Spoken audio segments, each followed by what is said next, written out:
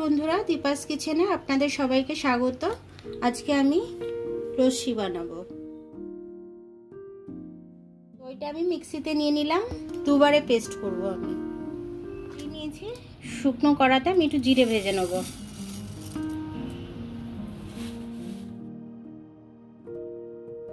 জিরেটা ভেজে আমি গুঁড়ো করে নিয়েছি।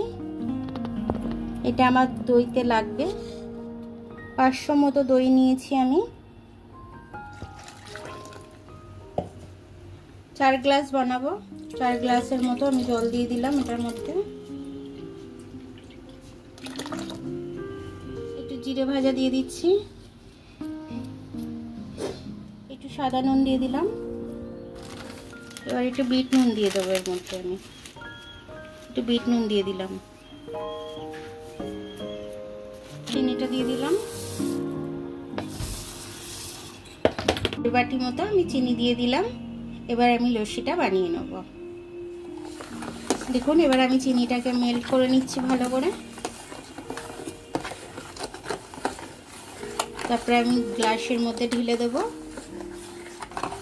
তার মধ্যে এর মধ্যে একটু আমি জলজিরা দেব।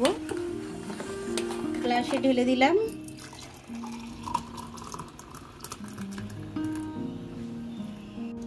আইসগুলো দিয়ে দিচ্ছি এবার আমি।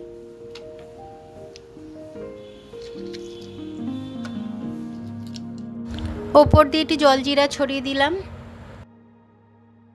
দেখুন বন্ধুরা, 5 মিনিটের মধ্যে আমার লস্যিটা হয়ে গেছে। বাড়িতে যে কেউ আসলে সঙ্গে সঙ্গে 5 মিনিটের মধ্যে এটা তৈরি করে আপনারা কিন্তু তাদেরকে দিতে পারেন।